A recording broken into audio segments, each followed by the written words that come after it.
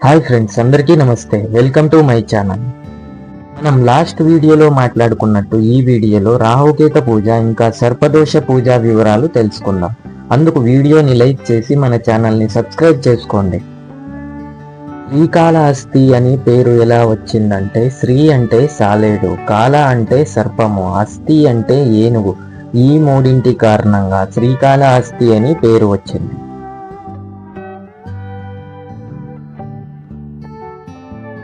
భక్తులందరూ ఏడాదిలో ఒక్కసారైనా శ్రీకాళహస్తి టెంపుల్కి వెళ్ళి స్వామివారిని దర్శించుకుని రాహుకేత పూజ చేసుకోవడం మంచిది.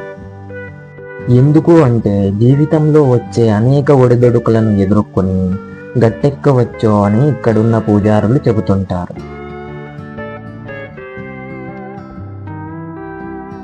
శ్రీకాళహస్తి టెంపుల్లో రాహుకేత పూజ 365 రోజులు జరుగుతుంటాయి. అయితే మనం ట్యూస్డే ఇంకా సండే అలాగే రాహుకాల సమయాల్లో పూజ చేసుకుంటే ఎక్కువ ఫలితం ఉంటుంది. రాహుకేతు పూజతో పాటు సర్పదోష పూజ, ఇంకా విద్య, ఉద్యోగం, ఐశ్వర్యం, సంతానము లేని లేట్ మ్యారేజెస్కి కూడా ఇక్కడ పూజ జరిపించుకోవచ్చు. రాహుకేతు పూజ మనం ఎక్కడైనా చేసుకోవచ్చు, కానీ శ్రీకాళహస్తిలోనే ఎందుకు చేసుకోవాలంటే ఇక్కడ స్వామివారి ఆధీనంలో పంచభూతాలుంటాయి, ఇంకా స్వామివారికి నవగ్రహ కవచం ఉంటుంది. అలాగే జ్ఞానప్రసరాంబాదేవికి కేతువు అడ్డానంగా ఉంటుంది. అందువల్ల ఇక్కడ రాహుకేత పూజలు చాలా ప్రత్యేకత ఉంటుంది. మన తెలుగు రాష్ట్రాలతో పాటు ప్రపంచ నలుమూలల నుండి భక్తులు వచ్చి ఇక్కడ రాహుకేత పూజలు చేస్తుంటారు. ఇప్పుడు మనం పూజా డీటెయిల్స్ గురించి తెలుసుకుందాం. ఇక్కడ రాహుకేత పూజా టికెట్ ప్రైసెస్ 5 రకాలుగా ఉన్నాయి. 500 నుండి 750, 1500, 2500, ఇంకా 5000. ఇలా పూజ ఇంచుమించుగా 30 to 45 మినిట్స్ టైం పడుతుంది. పూజా టైమింగ్ 6 AM to 6 PM వరకు చేస్తారు. అలాగే 500 నుండి 5000 వరకు పూజ సేమ్ ఉంటుంది.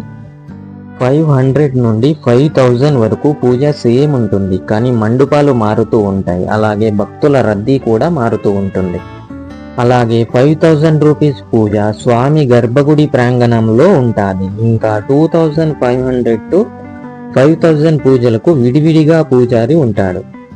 ఇంకా పూజకు కావలసిన మొత్తం ఐటమ్స్ టికెట్ తీసుకున్నప్పుడు మనకు టెంపుల్ వాళ్ళు ఇస్తారు. అందువల్ల మనం ఎలాంటి పూజ ఐటమ్స్ తీసుకుని వెళ్ళవలసిన అవసరం ఉండదు. పూజకు కావలసిన కొబ్బరికాయ, నిమ్మకాయ, పసుపు కుంకుమతో పాటు ఆకు వక్కలు, అలాగే 2 ప్యాకెట్స్ ధాన్యాలు, ఇంకా రెడ్ అండ్ బ్లాక్ క్లాతెస్ తో పాటు రాహుకేతు ఆకారంలో ఉన్న 2 వెండి సర్పాలను కూడా మనకు ఇస్తారు. పూజ చేసేటప్పుడు మనకు ఎలాంటి ప్రాబ్లం కూడా ఉండదు. ఎందుకు అంటే తెలుగుతో పాటు కన్నడ, హిందీ, తమిళ్, ఇంగ్లీష్లో కూడా ఎక్స్ప్లెయిన్ చేస్తారు. అలాగే పూజా విధానం అక్కడ పూజారులు మనకి ఎక్స్ప్లెయిన్ చేస్తారు. అందువల్ల మనకు పూజకు ఎలాంటి ఇబ్బంది ఉండదు. రాహుకేత పూజ చేసిన తర్వాత పూజారికి 101 రూపీస్ అర్చన ఇవ్వాల్సి ఉంటుంది. అలాగే పూజ తర్వాత రాహుకేతు వెండి సర్పాలను స్వామి దర్శనం తర్వాత అక్కడ ఉన్న హుండీలో వేయాలి. అక్కడితో పూజ కంప్లీట్ అవుతుంది.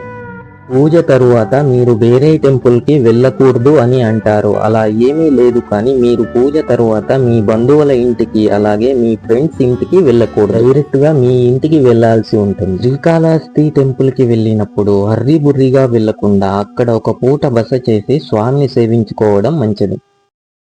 అప్పుడే మనం చేసిన పూజలకు పుణ్యఫలం దక్కుతుంది. జై శ్రీకాళహస్తీశ్వర. Thanks for watching.